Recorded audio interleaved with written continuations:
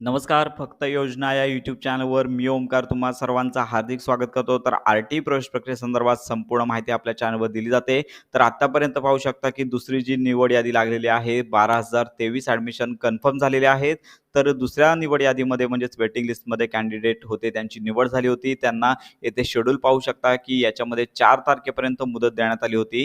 परंतु लक्षात घ्या की आता की मागील ही मुदतवाढ आहे ती दोनदा झालेली आहे. त्यामुळे अनेक पालकांना आता प्रश्न पडलेला आहे की आता तिसरा राऊंड कधी लागणार. तर लक्षात घ्या अद्याप तरी येथे कोणतीही तारीख वाढवण्यात आली नाहीये. तर उद्याचा दिवस आहे 5 तारखेपर्यंत प्रतीक्षा करा. तर 5 तारखेला येथे अपडेट डेट येथे येतील आणि जर इथे पाहू शकता की 4 तारखेनंतर मुदत वाढली नाही तर येत्या आठवड्यामध्ये तिसरा राऊंड आहे तो प्रसिद्ध केला जाणार आहे. तर यामध्ये सगळ्यात महत्त्वाची बाब म्हणजेच जर याच्यामध्ये मुदतवाढ झाली नाही, ज्यांचं दुसऱ्या वेटिंग लिस्टमध्ये निवड झालेली आहे, अशा सर्व पालकांच्या पाल्यांचं डॉक्युमेंट व्हेरिफिकेशन आहे.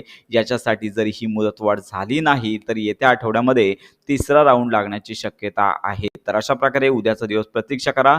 जर येथे तारीख वाढली नाही, तर आता अपेक्षित धरूया की आता मुदतवाढ होण्याचे चान्सेस खूपच कमी आहेत. त्यामुळे लवकरच तिसरा राऊंड आहे तो प्रसिद्ध होणार आहे. तर याच्यामध्ये आपण सांगितलेलेच आहोत की ॲडमिटेड टॅबवरती क्लिक करून तर तुम्हाला इथे प्रत्येक शाळानुसार किती जागा फिक्स झालेल्या आहेत किंवा किती जागा रिक्त आहेत हे तुम्हाला पाहायचे आहे आणि यावरच तुमचा प्रवेश निश्चित असणार आहे. ज्यांचं वेटिंग लिस्टमध्ये नाव आहे, पहिल्या अनुक्रमांकामध्ये समावेश आहे, यांचं सिलेक्शन जर शाळांच्या जागा रिक्त असतील तर होण्याची शक्यता आहे. अन्यथा इतर जे कॅन्डिडेट आहेत ज्यांचं वेटिंग लिस्टमध्ये नाव नाही अशांचं मात्र सिलेक्शन होणार नाहीये. तर अशा प्रकारे ही महत्त्वाची माहिती इतरांपर्यंत नक्की शेअर करा.